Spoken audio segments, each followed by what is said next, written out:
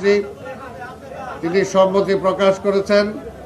তিনি আমাদের এইখানে প্রথম যে জামাত সকাল 8:30টায় অনুষ্ঠিত হবে, সেটা মাননীয় প্রধানমন্ত্রী সেখানে আমাদের সাথে একসাথে জামাতে নামাজ পড়বেন।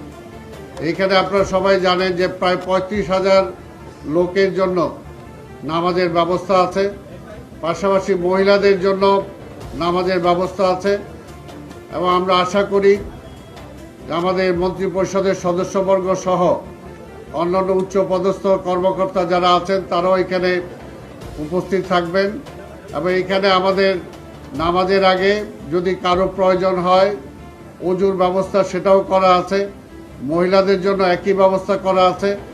আর প্রতিবারের ন্যায় আমাদের প্রথম ঢোকার সময় গেটগুলো খোলা কম থাকবে, বের হওয়ার সময় গেটগুলো সব খুলে দেওয়া হবে যাতে সবাই খুব দ্রুত সময়ে বের হয়ে যেতে পারে।